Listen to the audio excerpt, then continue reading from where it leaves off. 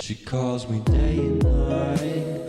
I'm sorry, girl, you just don't make me feel right. I never meant to make you cry. You were right.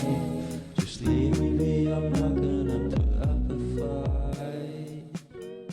Hai guys, Assalamualaikum warahmatullahi wabarakatuh. Sekarang kita lagi ada di Warung Marmol yang berlokasi di Jalan Lempi, Warung Marmol, Palembang. Yuk, kita ke dalam. Hari ini kita kulineran lagi guys. Kali ini kita mampir ke tempat makan yang katanya sih lagi hits sekota Palembang. Apalagi kalau bukan Warung Marpol. Gak perlu lama-lama, yuk kita pesan. Atas nama siapa nih, Kak? Menu-menu yang ada di sini juga tergolong murah-murah guys. Jadi buat anak kosan, anak sekolahan, anak kuliahan dijamin gak bakal bikin kantong jebol dah.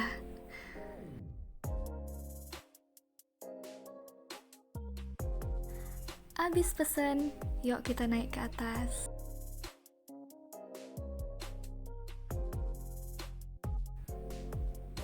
By the way, Warung Marpol ini lokasinya tuh persis ada di samping PS, jadi gampang banget buat dijangkau. View di sini tuh keren banget guys. Dengan desain konsep ala-ala rooftop terbuka gitu, dijamin sih bakal betah banget buat lama-lama di sini. So, buat kalian yang mau cari tempat makan ala-ala kafetaria dengan budget terjangkau, di sini tempatnya. Sekarang, yuk kita review makanannya. Nah guys, kita lihat di situ yuk. Kayaknya teman-teman kita udah pada pesan. Ayo kita tanya-tanya. Hai teman-teman. Hai. Sarah udah makan nih kayaknya. Kita tanya-tanya bentar boleh ya? Boleh dong. Oke. Kalian pesan apa sih? Dewi pesan apa Wi? Ini video cumi. Oh, kue tiaw cumi. Yap. Terus kalau Arsi pesan apa sih? Bakso aci. Bakso aci. Oh iya Wi, mau nanya nih. Kan kalian udah pesen kue tiaw, ada pesen bakso aci. Gimana sih rasanya menurut kalian? Rasanya tuh enak banget ya. Asli. Kuahnya itu kental, terus teksturnya itu legit di lidah. Harganya juga murah. Wah, bener banget. Bagi kita mahasiswa cocok banget berarti ya. Oh, benar sekali. Paket komplit banget gak tuh? Makanan enak, harga terjangkau, lokasi strategis, tempat kekinian. Waduh, ini sih wajib banget buat teman-teman mampir ke Warung Marpol. By the way, jadi penasaran sama yang punya. Kuilah, kita intip rahasia sukses dari Warung Marpol.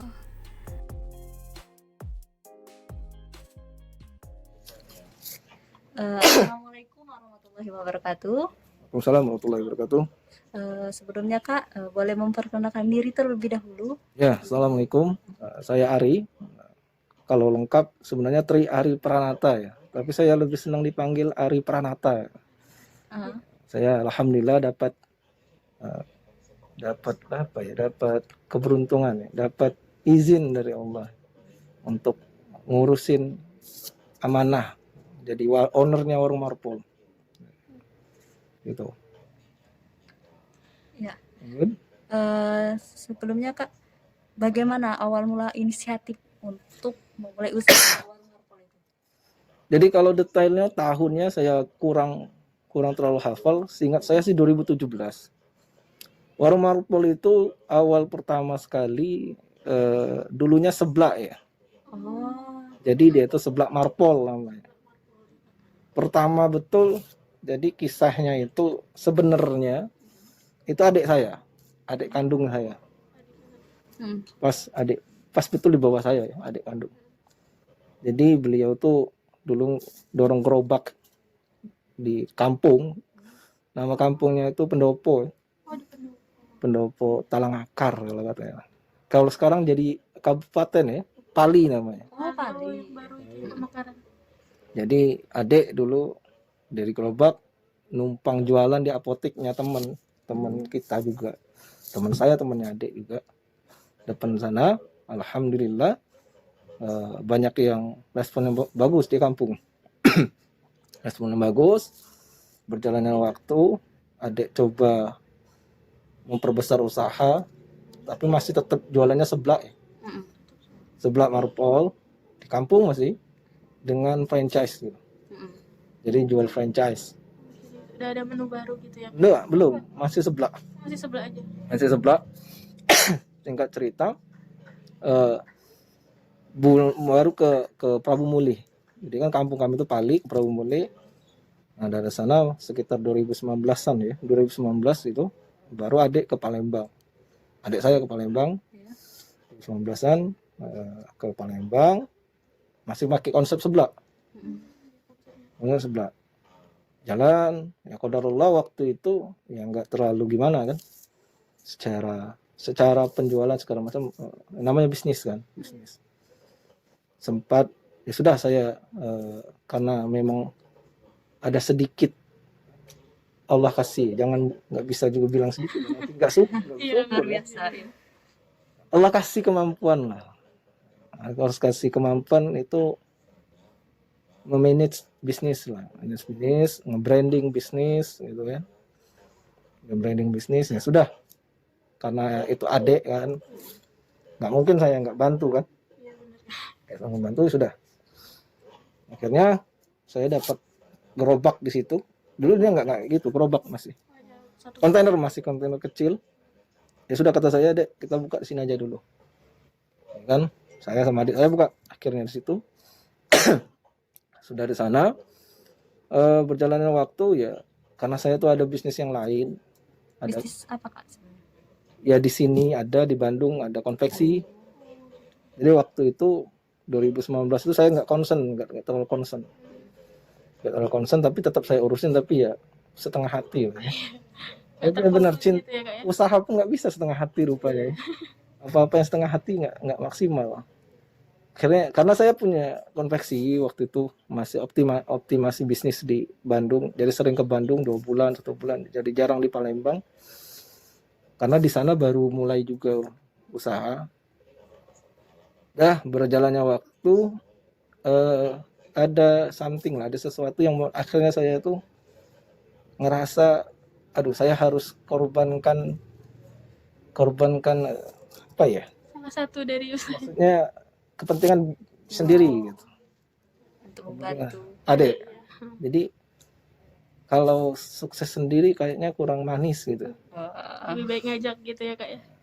Tapi pada itu saya banyak karena memang itu posisi konveksi saya itu lagi naik-naiknya. Iya. Lagi banyak proyek. Saya yang Jakarta kemarin buat APD itu saya. Jadi dari sana ya banyak lah dari Palembang juga, dari pemerintah Palembang juga ini Bina Dharma, Universitas Bina Dharma sudah buka ini juga. Tapi saya kepikiran sama adik, sedangkan usaha di situ kan memang ya itulah usaha adik itu. Adik nggak mungkin saya mikir aduh nggak saya kembangkan ya gimana gitu kan, terseok-seok lah istilahnya. Singkat cerita, oke adik punya konsep. Waktu itu bang katanya mungkin orang jenuh makan cuman seblak gitu. Cobalah waktu itu warung marpol katanya. Ganti bang katanya dia buat konsumsi sendiri di Pelaju buka. Laju. Saya masih belum nimbrung itu. Saya masih belum terjun ke sana. Saya biarin qadarullah wa syafa'al. Belum enggak ya gitulah. Sepi. Belum terlalu, Kak. Ya. Dari sana akhirnya mulai prihatin ya.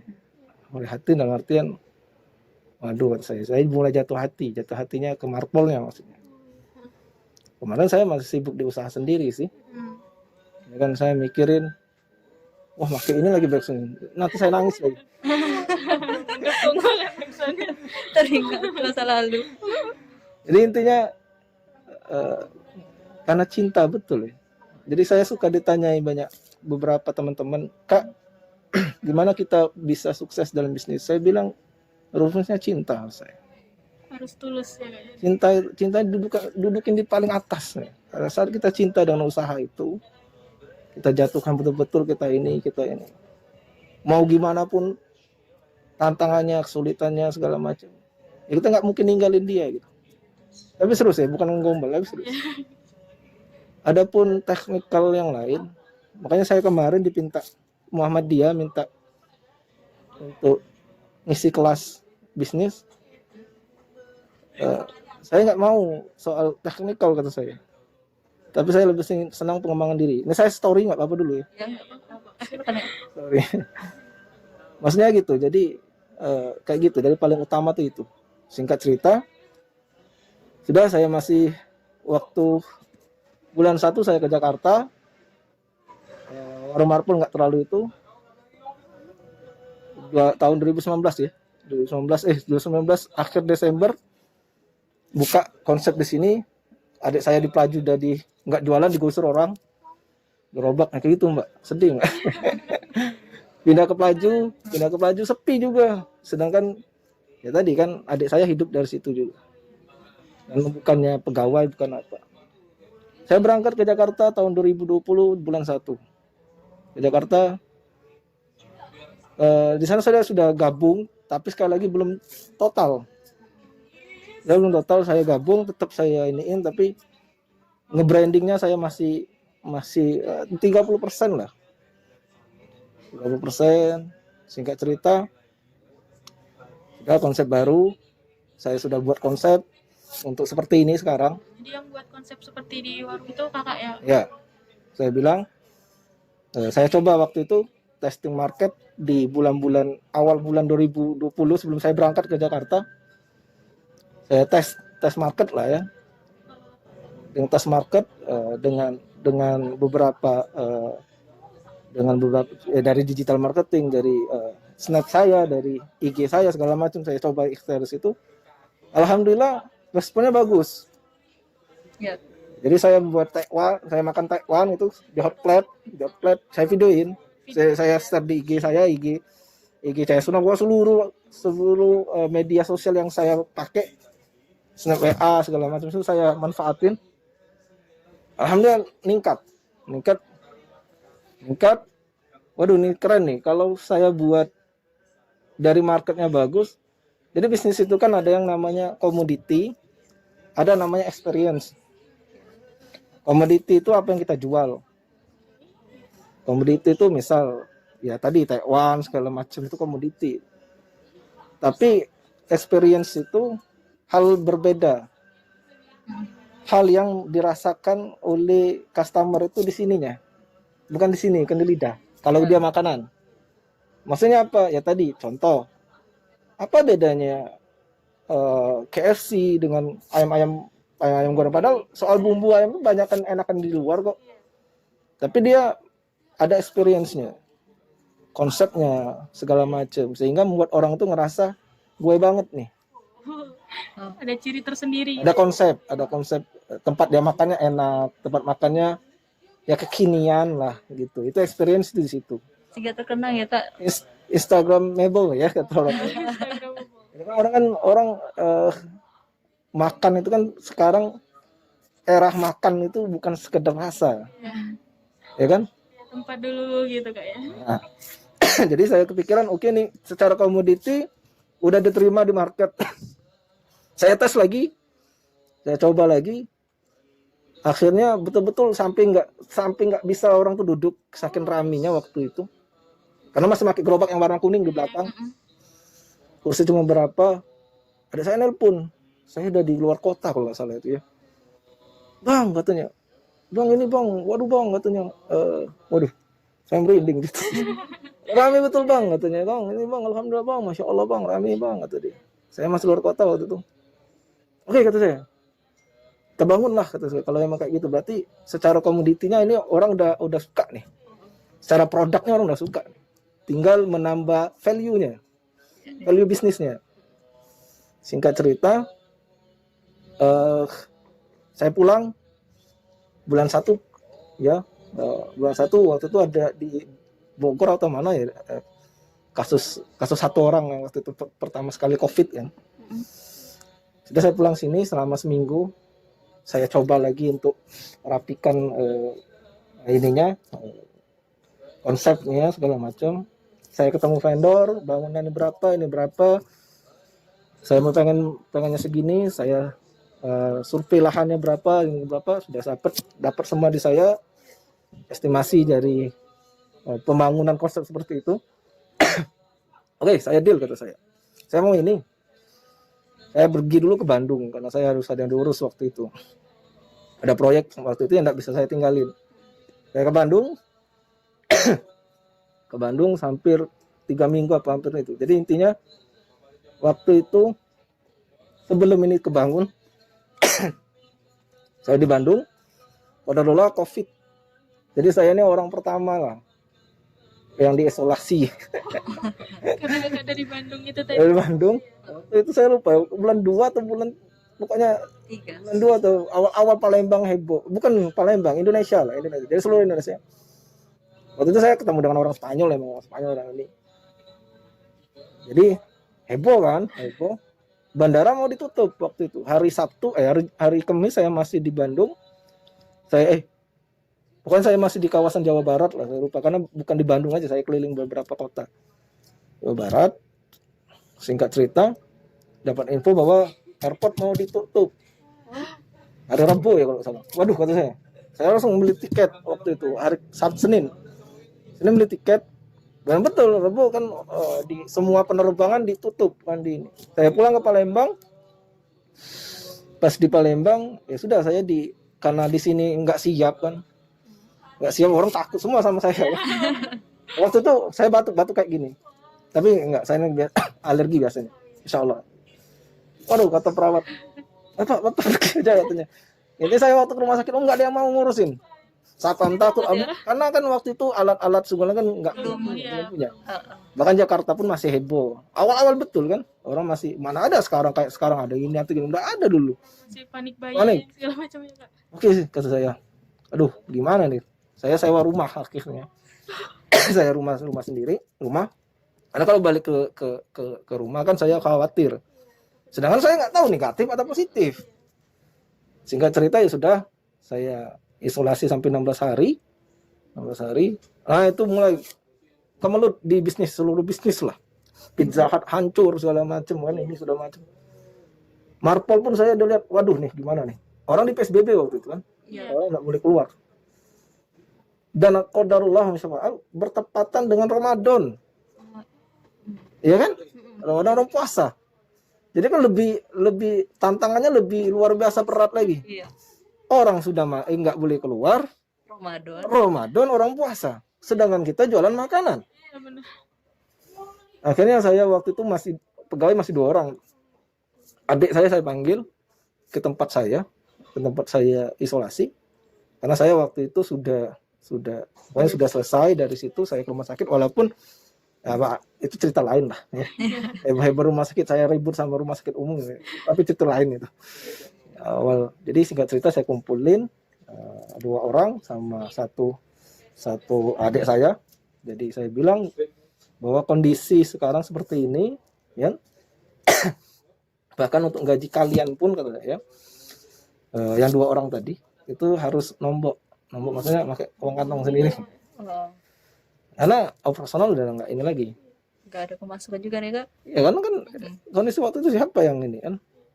Terus yang hebat itu ya adik saya, maksudnya tim saya 2 orang. Pegawai saya tuh, kalau bahasanya pegawai, tapi saya nggak mau nganggap pegawai ya. Terlalu Tim. Karena saya nganggap siapapun mereka saat berjuang sama saya, mereka keluarga.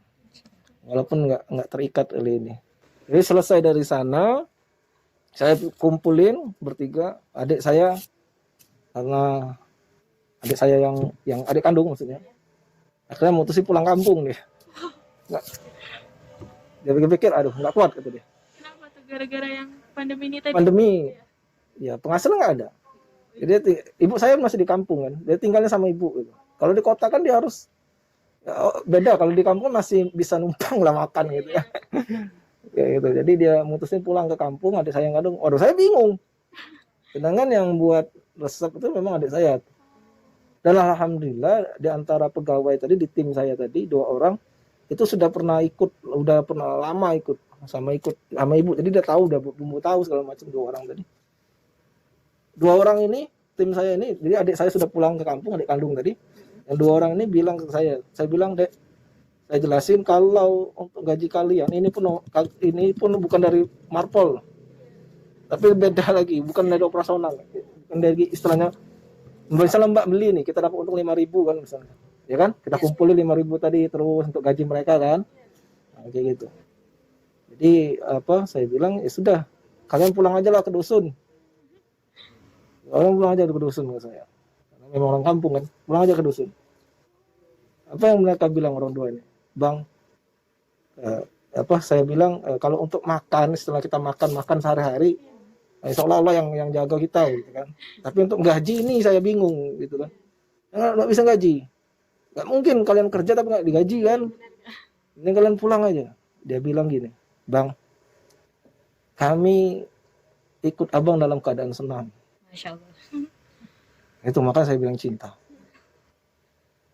Bang, kami ikut abang dalam keadaan senang. Dan tidak mungkin kami meninggal abang dalam keadaan susah. Nah, itu pegawai loh, bukan adik kandung, bukan ada apa. Saya bilang saya nggak sanggup gaji kalian, Dek. Hancur hati saya nggak bisa gaji kalian tuh, hancur hati saya. Saya bingung katanya. Masa kalian kerja nggak digaji gitu? Nggak penting bagi kami itu, asal kami bisa berjuang sama abang di sini. Nah dari sana bangkit lagi. Semangat ya. Teman saya ngelihat ini, saya kan sama Allah, ya Allah ini hamba mau makan kata saya. Curhat ya Kak. Ya curhat. Ya hamba ini, karena kita entrepreneur itu kan perantara rezeki orang. Ya kan, rasanya sedih gitu. Jadi singkat cerita dia ngomong kayak gitu ya, ulu lantal hati kita dibilang kayak gitu kan. Ya sudah kata saya, ayo, wah saya gempur lah. Oh saya ini terus. Jadi PSBB atau apa kami tetap buka waktu itu. Orang ngancem ini saya juga buka ini, tapi ini cerita lain lah. Lain lah, kita Marpol, kan lagi di Marpol. Sudah singkat cerita kayak gitu terus. Ya betul, tutup akhir sampai ini, ya benar cukup untuk makan. Makan, tapi itu pakai kantong pribadi juga. Jadi tadi yang untuk mereka tadi belum tertutup ya? Karena yang beli kebanyakan beli itu saya sendiri. Beli waktu itu saya sendiri.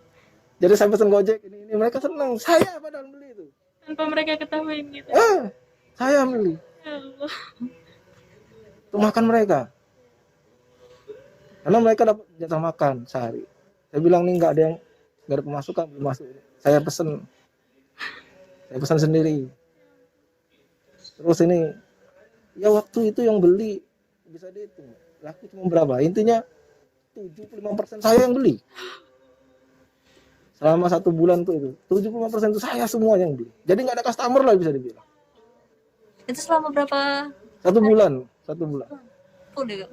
Full. Selama sebulan tuh 75% yang beli itu cuma saya sendiri. Jadi yang kakak beli itu kakak mau sendiri atau kakak bagiin ke mana gitu? Ya ke mereka lah. Tetap kasih Saya bayar cash. tetap bayar. Saya pesan Gojek kan. Pesan kan. Ini nggak tahu kan ini. Beli. Pokoknya gimana caranya saya beli. Kan saya beli dagangan usaha saya sendiri biar mereka senang laku, tadi yang laku gitu. Oke, jadi ya mereka kan nggak ada orang nunggu ini, sepi waktu itu sepi gitu. Ya kan? Saya ngiburnya tanya lah sama anak, namanya Usman, tanya lah siapa yang paling banyak beli.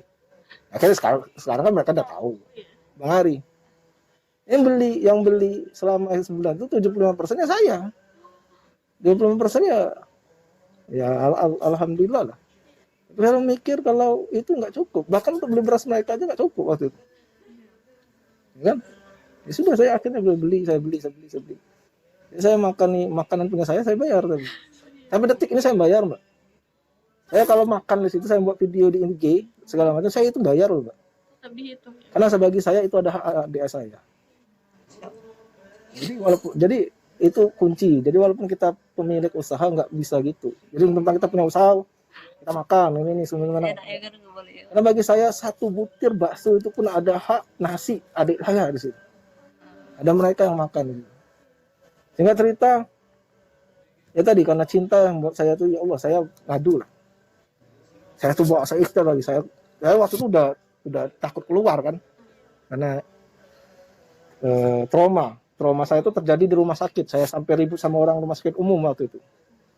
Saya ribut dengan dokter dan dengan segala macam, saya ribut. Itu ada trauma akhirnya saya. Ada lihat anak kecil sakit, buat saya trauma.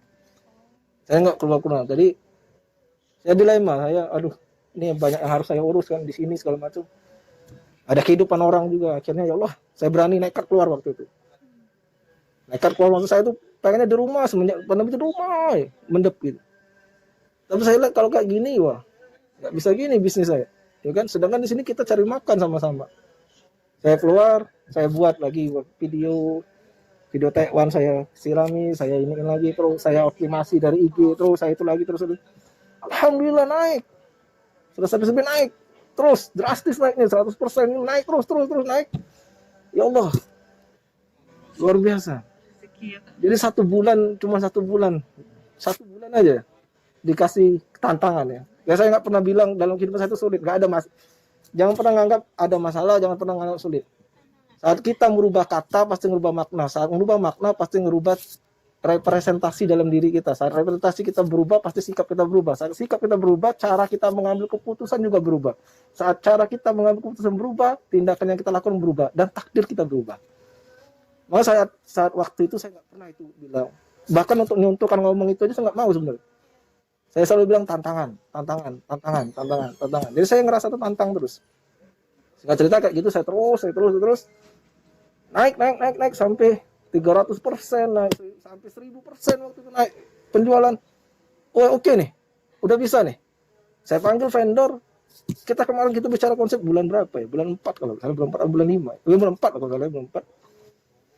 Dan akhirnya dibangun seperti Jadi selama pandemi itu tadi Kak belum gitu bentukannya itu Kak ya? selama bulan 3 itu belum. Jadi bulan 4 pembangunan kalau salah ya, bulan 4 pembangunan. Jadi bentuk awalnya tadi masih gerobak. Gerobak kan. Justru saat karena pertolongan Allah ya. Saat bisnis orang hancur, bisa nutup segala macam. Karena Allah, justru kami naik tingkat tinggi. Sampai 3000%. Wow. Berkat media sosial tadi ya Kak ya? Itu Ya lah. Allah, maksudnya perantara lewat tadi apa tuh? Banyak mbak orang sudah pakai teknikal itu, pakai media sosial, pakai itu. Nggak bisa. Yang pertama serahkan dulu cinta. Dari cinta, ya Allah ini adik-adik aku mau makan. Kami hidup dari sini ya Allah. Engkau janji bahwa engkau tidak akan menyanyiakan bahkan hewan melata sekalipun. Kau kasih makan. Ya. Apa yang kami lakukan untuk dapetin itu, dapat makan ya Allah. Ini ada adik-adik aku gitu. Dan mereka butuh makan.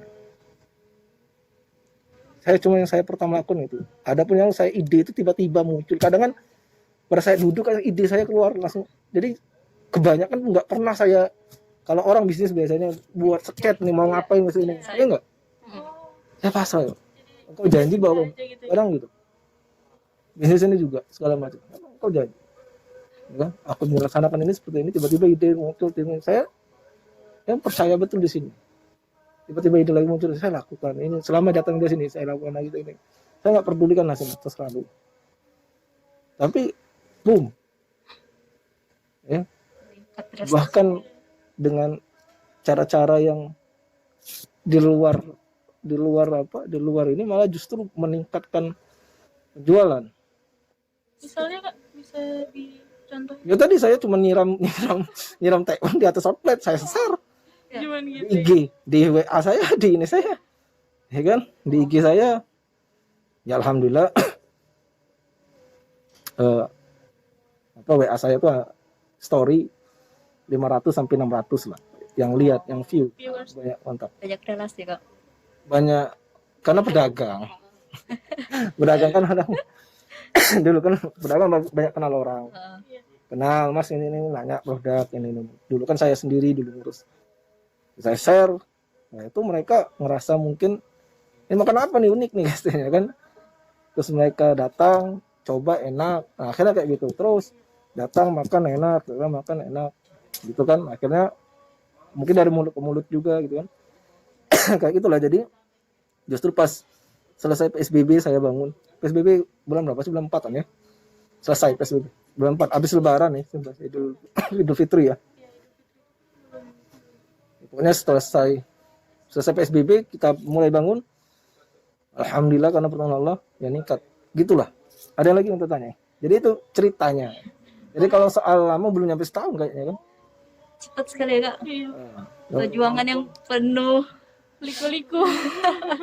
dan inspiratif, benar-benar inspiratif, menyentuh. Jadi Banyak amanah yang bisa diambil. Jadi dari awal itu kan ada 2 orang tadi ya kak ya timnya. Untuk sekarang kak itu ada berapa? sekarang 14. 14. Untuk Terus saya ada 2 cabang sekarang. Ada 2 cabang kak ya. 2 cabang. Nah, di mana aja kak cabang? Satu di sini, satu di Talang Keranggo di PM lama. Polisi militer dekat Oh, KI iya. Simpang 3 itu. Kalau lurus itu apa namanya? Kerajinan Songket ya. Kerajinan Songket kan. Jalan di Ponorogo. Nah. Intinya situ. PM lama. Talang Keranggo. 14 jadi sekarang. Dari 1 orang, 2 orang 14. Bisa bantu. sebelumnya tadi kan kak gak ada laba ya kak awalnya tadi kan. Nah sekarang laba bersihnya berapa sih kak? Boleh? Cukup lah untuk makan 20 orang cukup lah. Enggak apa-apa, enggak kasih tahu kan. Marpol itu tahu enggak enak. Iya kak. Dari tadi penasaran sih kak. Kan dari awal tadi kakak bilang adiknya menyebut Marpol. Berarti brand Marpol itu dari awal ya kak? Dari sebelah, dari pertama. Enggak, Marpol. Oh, Jadi gini Mbak, gini.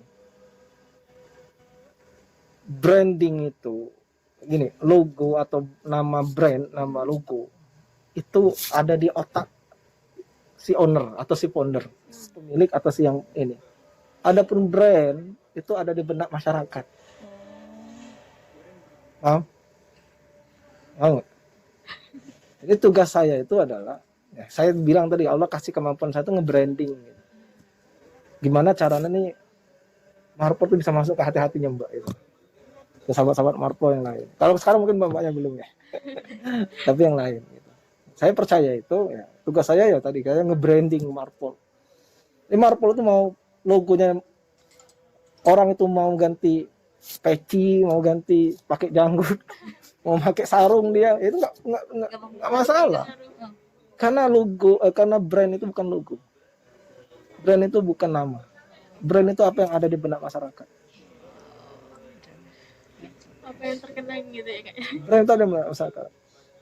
Ya, cara gini loh, Pak. Saya kasih ada ini teknikal kan mas. Saya percaya nggak? Saya tuh nggak pernah belajar bisnis dari mulai bisnis sampai sekarang. Saya sering ditanya, Mas Ari, apa bacaan buku pertama bisnis? Perjalanan Hidup Rasul yang Agung, kata saya. Terus belajar dari Rasul. Mas Ari, gimana? Enggak, maksudnya saya bukan. Ya itu situ tidak kewajiban untuk mempelajari itu sudah wajib. Maksud saya itu saya nggak pernah baca buku belajar bisnis, usaha. cara akuntansi, ngitung segala macam. Tapi kalau mau diadu bisa. Maksud saya itu gitu. Jadi bukan berarti tidak. Saya dari teknik mesin loh. Malah kakak riwayat pendidikan. Oh iya.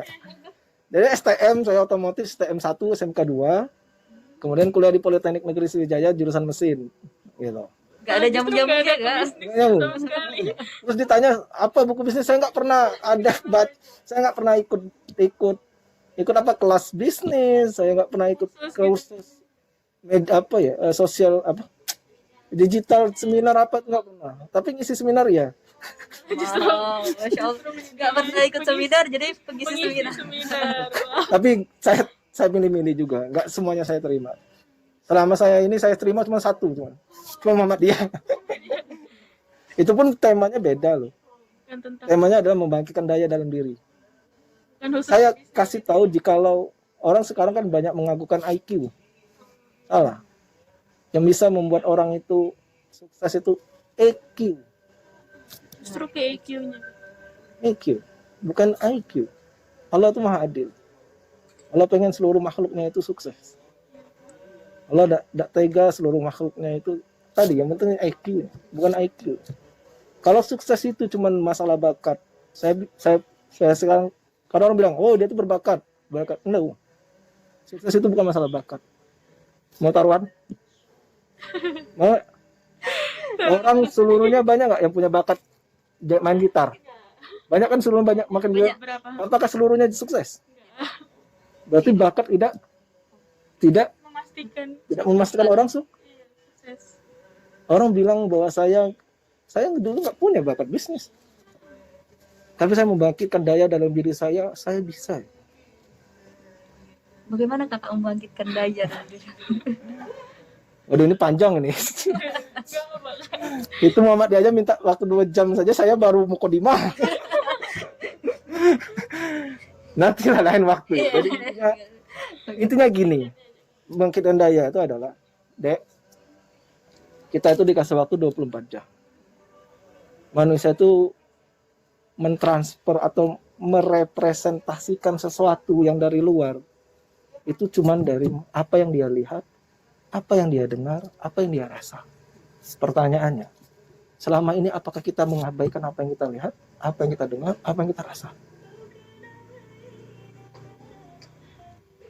Apakah semua yang kita lakukan 24 jam itu dengan yang kita lihat, dengan kita rasa, dengan kita dengar berguna dan untuk masa depan kita? Atau justru malah tidak ada bergunanya sama sekali? Coba diukur 24 jam aktivitas kita selama 24 jam. Kita ngelihat apa, kita dengerin apa, kita merasakan apa, kita ini segala macam. Aktivitas kita lebih banyak apain. Karena daya dalam diri adalah apa yang kita bisa optimalkan dalam diri kita, waktu kita, apa yang kita lihat, apa yang kita dengar, apa yang kita rasain. Karena manusia itu bukan di sini hidupnya, tapi di sini. Mau contoh? Adik pada saat adik kejatuhan besi di kaki adik, apakah adik mikir dulu ngomong aduh? Enggak, Enggak, langsung langsung. refleks. Refleks. Iya. Kalau adik mikir dulu, pasti adik milih wadidau atau caw-caw yang bagus ya. Tapi tidak. Banyak pilihannya. Kenapa kata-kata aduh tiba-tiba muncul di mulut adik tanpa adik mikir dulu? Di sini. Refleksnya. Ini di sini. Benar, sudah. Sehingga banyak sekali anak-anak muda itu kasihan. Mereka banyak menyia-nyiakan waktunya dengan mohon maaf. Mereka tidak sadar, mungkin mereka bilang nonton ini prank misalnya. Itu membuat keruh daya dalam diri dia. Karena tidak bilang bahwa kita tidak boleh berkreasi, kita rekreasi ini kan, bukan. Tapi ditimbang. Kita lebih banyak menghabiskan waktu itu untuk gini loh, sesuatu itu nempelnya di sini nanti. Orang tidak sadar. Saya pernah tes waktu itu, salah satu tim saya bilang ambil buku itu. Dia ngambil buku yang paling kecil, satu pula. Saya bilang cuma ambil buku di dalam lemari. Dia ambil paling kecil. Dia subconscious dia. Yang ngaturnya bukan ini, tapi ini. Dia ngambil. Dia ambil paling kecil. Betapa banyak orang itu mengambil rezeki, mohon maaf, kecil. Kenapa? Karena rusak di sini dia. Banyak waktu-waktu yang dia sia-siakan. Banyak sesuatu yang seharusnya dia tidak lihat, dia lihat. Banyak sesuatu yang dia dengar, seharusnya dia dengar. Sehingga daya dalam diri dia semakin kayak baterai lah, HP adik. Ya kan? Karena gini, manusia itu menghasilkan namanya down payment. Saya lupa HONC apa ya. Jadi misal adik nonton YouTube dengan adik baca buku. Itu sama-sama menghasilkan kebahagiaan. Saya lupa nama zatnya. Tapi secara daya lebih berat yang baca daripada yang nonton YouTube. Itu contoh. Tapi secara zatnya sama. Saya lupa HUNC kalau saya lupa. Ya. Saya lupa namanya. Ada 2. Jadi tapi ini bisa mematikan daya, ini bisa menghidupkan daya. Paham maksud itu? Nah, untuk yang lain lupa. Dan satu lagi apa ya? Berjuanglah untuk orang lain. Karena diri kita ini sudah ada yang ngurus.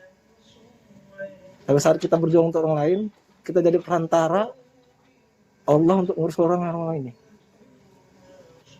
Kita yakin aja sudah, kita selesai habis itu. Makanya kalau orang nanya bisnis sama saya, mereka aneh bilang, ini. Semakin banyak hal-hal yang kita pedulikan, semakin banyak energi yang kita dapat. Semakin banyak hal-hal yang kita pedulikan, kesusahan orang, kesulitan orang, segala macam. semakin banyak energi itu masuk ke dalam hati. Semakin semangat ya kak untuk Betul. keluar dari situasi. Tiba-tiba apa tadi kayak adik ngomong adu tadi, star effect itu pun begitu. Bisnis atau siapa saya ini saya mulai ini dari dagang keliling loh, bawa kardus dari 2014. Tapi saya apakah saya belajar bisnis? No. Kok bisa jadi guru kok kayak belajar ini? Apakah saya belajar bisnis saya ikut ini? No.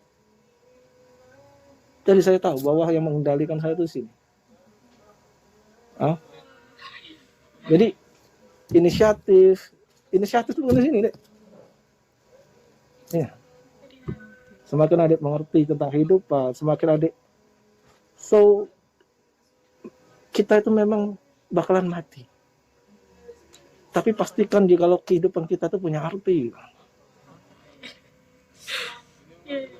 Ya. Semua orang pasti mati. Nggak ada. Tapi kenapa aku ada di dunia ini? Orang kan dan sangat kita menjadi orang yang belajar agama misalnya, bukanlah terus dia ya sudahlah agak besok mati, sholat sudah ini, terus nggak mau sukses, nggak mau ini. Justru kita harus punya kemuliaan. Kita bisa bantu orang, kita bisa menjadi solusi bagi setiap permasalahan orang lain. Itu arti nama hidup. Baru ngerasa kita tuh hidup.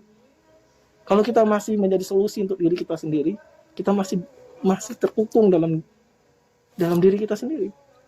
Tapi saat kita sudah membuka ruangan dan ruangan itu untuk orang lain, itu namanya hidup. Itu namanya hidup. Ketika mendengar kakak bercerita ini, saya ingat satu hadis, sebaik-baiknya manusia ialah yang bermanfaat bagi orang lain. Apakah kakak benar-benar menerapkan hadis itu di dalam hidup kakak? Saya tahu hadis itu, tapi saya malu kalau saya sudah bilang menerapkan. Yang tahu saya ini manfaat atau enggak bukan saya. Orang lain merasakannya kak. Allah yang ngasih. Tugas saya cuma ada ini. Saya cuma bisa nyata ini. Saya nggak terlalu banyak bisa. Saya tuh mencari apa yang saya bisa manfaatkan dalam hidup ini. Ya kan? Saya gunanya hidup ini ngapain? Pertanyaan dalam hidup saya cuma itu. Saya sering berkaca atau kadang kalau habis subuh saya suka lihat ke langit. Kalau saya mati ngapain saya? Orang itu kan dikenal. Setelah dia orang kenal, ya kan? Dia meninggal, dikenal. Tapi lama-lama dilupa. Ya kan?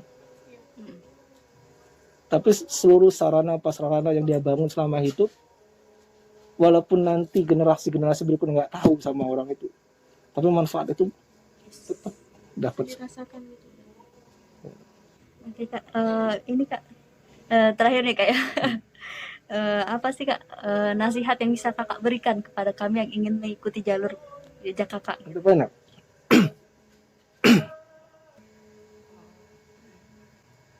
Dia butuh kesiapan untuk terwujud.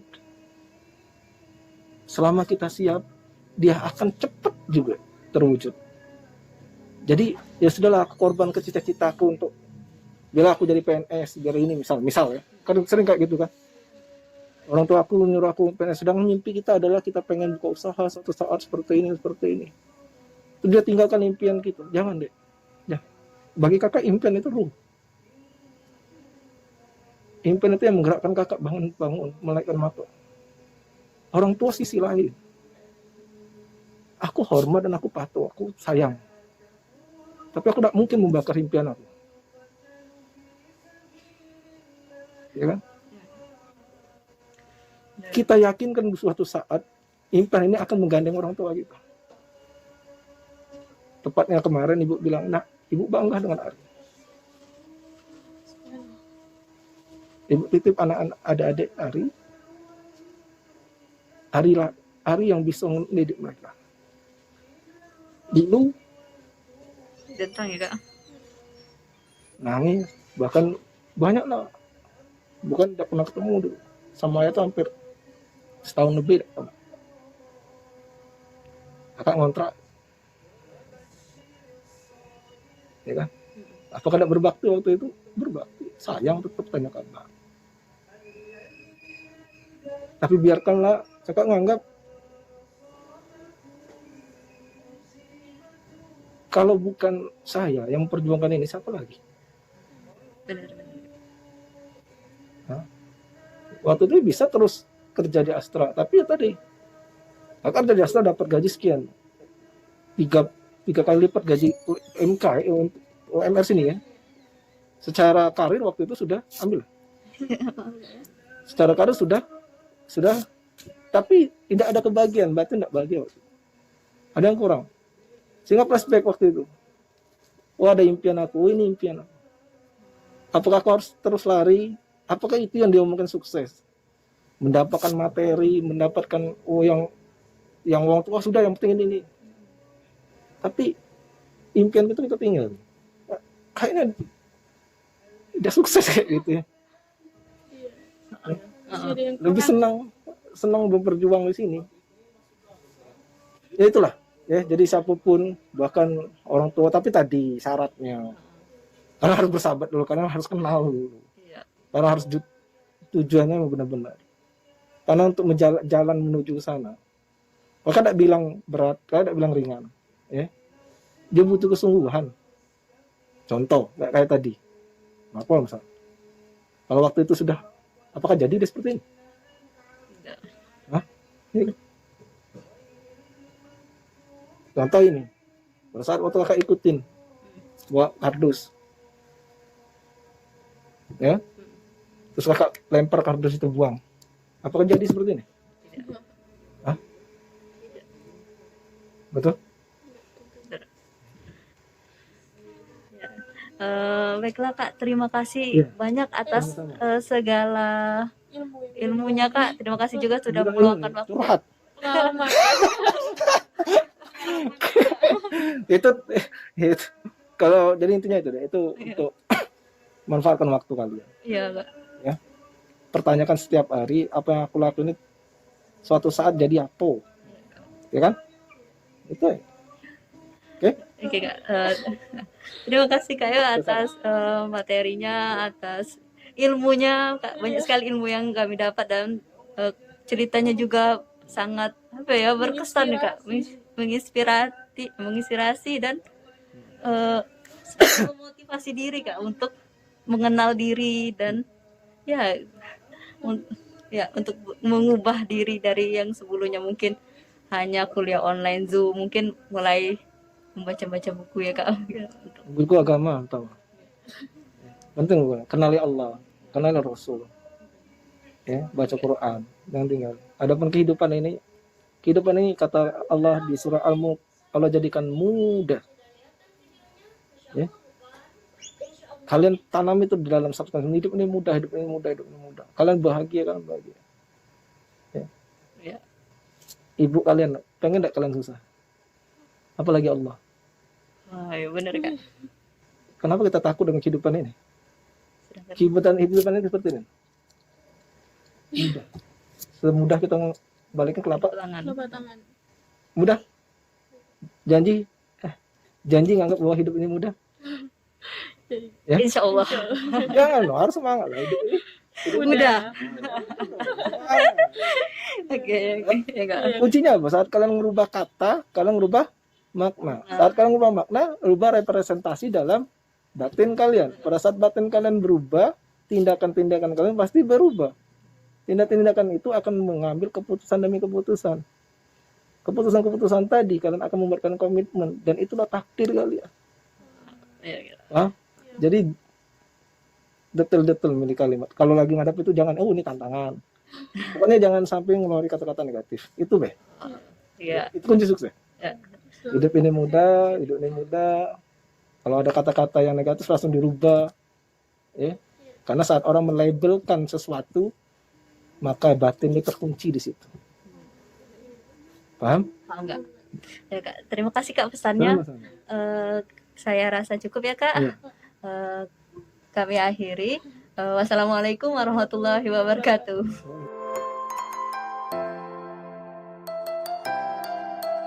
Nah,